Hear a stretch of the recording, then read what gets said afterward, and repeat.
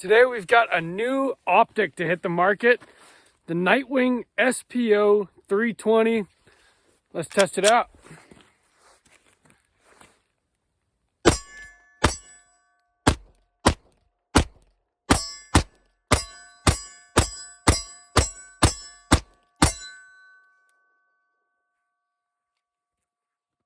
Welcome back to Sawtooth Tactical. Today we've got a new pistol optic for you guys. This is the Nitewing SPO320. Now, we've seen a lot of cheap Chinese optics come on the market in the last couple of years, but this one does seem different to me. I've had quite a few of them here on the channel for review, but when I opened the packaging for this one, I was struck by not only its quality, but its features. And I did a little short on it earlier last week, and it got a big response. A lot of people watched that video, and a lot of people commented on it, saying that they couldn't wait for the full video. So here it is. Make sure you're subscribed, and let's talk about this new pistol optic. Nitewing.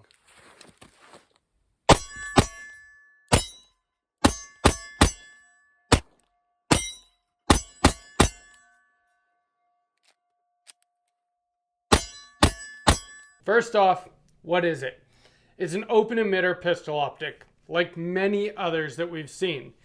Like, well, now that's a closed emitter, but that's an open emitter pistol optic. That is the Trijicon RMR, a lot of the Holosuns. That is probably the most popular style of pistol optic, although it does seem to be quickly taken over by the closed emitter offerings, such as the EPS here. This is an open emitter, but I have no problem with open emitters. In fact, except for things like this EPS, I generally like open emitters better because they have a bigger window. And this one does not disappoint in the window size. Check it out. And while you're seeing the size of the window and how clear it is, check out the reticle, because this is one of the features that I really like about this optic. You guys know how much I love EOTech. I really like the Holosun 512C that I have on my 300 Blackout. The thing that I really like about those optics is the window size and that circle dot donut of death reticle. I don't know about you guys, but I've had my bank account hacked 3 times just in the last year. I get spam calls all the time. I've had to get new debit cards because it's been such a problem.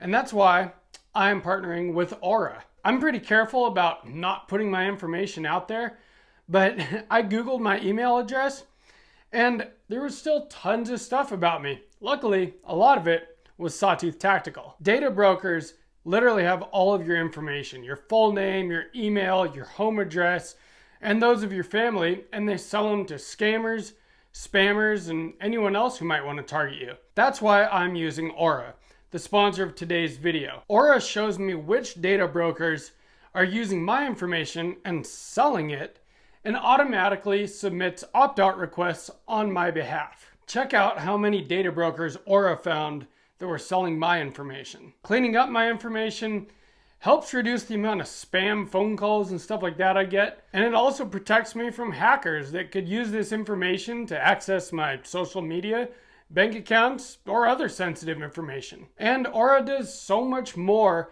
to protect me and my family from threats that I can't even see.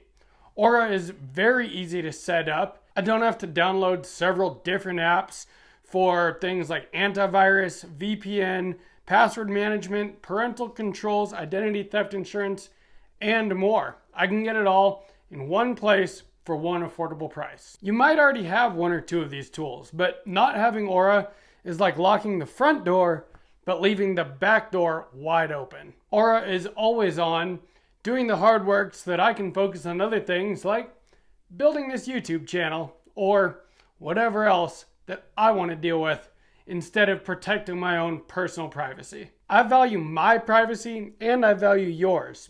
You can go to aura.com/sawtooth-tactical to get your own 2-week free trial. I'll have a link down below in the description. 10 degrees out here today, which is relatively cold. No gloves, But I figure it's good to test things in, adverse conditions. So here we are.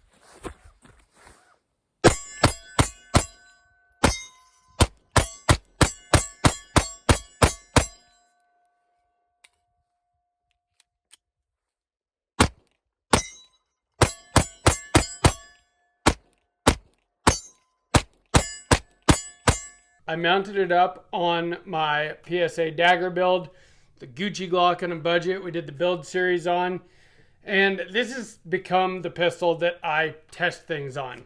Whenever I get sent a light, an optic, a laser, something like that from one of these companies that wants to be featured on the channel, I generally put it on this gun because this gun, it's a good platform for that. It's a Gen 3 Glock clone. It has a Glock rail and it has a slide cut for an RMR. And they were very smart in designing this optic that they used the RMR footprint. Because in my opinion, that is kind of the industry standard, especially for open emitter pistol red dots. And so when you send me something that fits the RMR footprint, I will have a pistol that I can use it on, which is nice and convenient. Let's check this thing out up close. So first, like I said, I was struck by the quality when I first opened up the packaging. For one, it's very nice packaging. Not that that really matters to me, but sometimes you can tell by the packaging what you're going to look at inside. It's got a user manual that is very detailed. It wasn't really anything I didn't already know, but it does tell you how to load the battery, how to switch between the reticles. That was the main thing that I needed to figure out. And so you can switch between just a single dot, a circle, or the circle and the dot. I am choosing to use the circle and the dot. All of my other pistol optics just have a single dot, and I've always been fine with that. But running the EOTech and the Holosun 512C, I've really come to love the circle dot reticle, and so that is how I am running this optic. It does have a side-loading battery tray, which is really nice. There's 2 screws right there. Loosen those, and the tray comes right out. It came with the battery. It also comes with a tool here, if I can get it out. And the tool is actually very high quality. So that was something that struck me as well. And it's got your screwdriver for that battery tray here. So that works well for that. And then it also has your end for the mounting screws. And then the screwdriver itself works for your windage and elevation adjustments as well. So that is pretty nice. It came with 2 sets of mounting screws that fit RMR footprint screw pattern. They already have blue Loctite on them, so I didn't even have to add any Loctite. This right here is where the battery was, so that's just an empty bag at this point. You have your lens cloth. So it comes with all the standard stuff that you get with a pistol optic. Nothing more, nothing less. No random plates for different cuts, which is fine with me because, again, this slide was cut for an RMR. But now let's take a look at the optic itself. Now the only thing the issue that I have with it at all, and maybe it's just me, is the aesthetic, the form factor. It looks a little bit funny to me, but really, I mean, it's actually kind of grown on me as I've had it. So what I really like about it though is that nice big window and that circle dot reticle. And again, when you move the dot around the screen there, it doesn't really have any like aberrations or anything at the edges, which is really nice. I compared it to like some of my Holosun optics, and it doesn't have, the coating is basically exactly the same. I mean, this EPS has a nice big window, but the window on the SPO320 is even bigger. So that is a nice feature. It's got a really big window. I'm kind of wondering if SPO came from SRO, like, you know what I mean, as far as naming conventions. Maybe that they were looking at the SRO and they wanted to make a big window optic that fit an RMR footprint, so they called it the SPO. That is only speculation on my part. As far as usability, it's as easy as any other optic that I've been used to. You have a plus and a minus button for, brightness adjustment, plus to go up, minus to go down. And it does have, I believe, 10 settings. You have 8 daytime and 2 night vision. If I'm correct, let me just double check that here. It actually has 9 daytime and 2 night vision settings. So that is 11 settings. RMR footprint, it is 7075 T6 aluminum, hard coat anodized, IPX7 water resistant. It's, parallax free, all the standard stuff that you want in a red dot. 2 MOA dot with a 32 MOA circle in the reticle. And that nice, big, clear window. And that, to me, is very important. So how did the SPO320 perform at the range? Well, first, a little caveat. By now, I'm sure that you've seen some of the shooting footage spliced into the video. One thing I do have to say, it's not an excuse, but I did only bore sight it before I got out there. I planned to get a better zero on it, but it was 10 degrees out and I had to find a place that I could actually shoot. The spot that I was planning to go to, there was a guy stuck in there with his truck and trailer, making a mess, trying to get out, didn't want my help. And so by the time I was able to find a place to shoot, set up my targets, and it being so cold, I just decided to shoot and film from a close distance of like 7 yards. No issues. When I did back it up a little bit, I noticed that my zero was not perfectly on point. But that is on me, not on the optic itself. I'm sure I just have to adjust my windage, or actually, my elevation a little bit. I can get it pretty dang close with the bore sight on the windage, but sometimes you still need to dial that in a little bit better out at the range. And I did not do that before the shooting footage. But I did put 100 rounds through it, and it held zero, the zero that I had on it, just fine. It was really easy to pick up the reticle with that big circle dot. That was very nice. And transitioning from target to target, no problem. Although with the smaller target, I did miss it quite a few times. Again, I don't think my zero was right on. But the thing worked great. So I've had other optics on the channel for review, and some of them have a much smaller window. And I know with both eyes open shooting, that shouldn't matter so much. But it does when it comes to finding your reticle and just not feeling like you're looking through a little tube. I do rather enjoy a big window like this. And I really, really like that circle dot reticle. And it's nice and crisp. It's a clean reticle. And it's just a very easy optic to use. And that's kind of the whole point, in my opinion. I run red dots on my pistols not to make them harder to use. I want it to make them easier to use. It's really easy to pull your pistol up and get your iron sights. And so if it makes it hard to get your sight picture with a red dot on your pistol, what's the point? And this one didn't. It was very, very easy. I am really liking the big window on this. It's also got a circle dot reticle like an EOTech. And that, you guys know I like.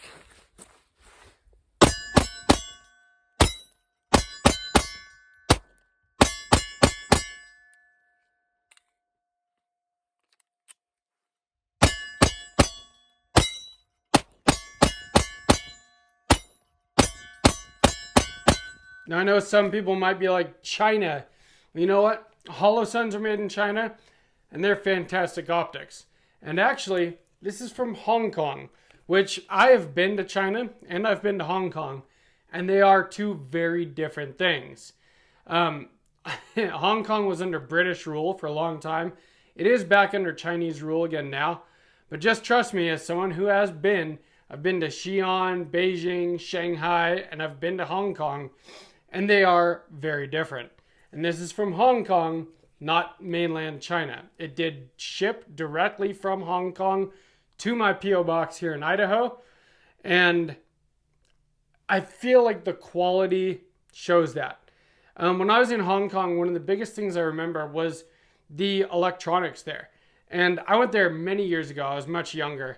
And they had technology there in Hong Kong available to the public that I had not seen in the United States yet. They were ahead of the times technologically, at least when I went there. And that was over 20 years ago, just so you are aware. But they are very technologically advanced. They are constantly working on new technology. and I feel like I could tell that with this optic. It is higher quality than other Chinese optics that I've had sent to the channel for review. They were very smart to have designed this with an RMR footprint, because that is kind of becoming the industry standard, at least for most open sight reflex sights these days.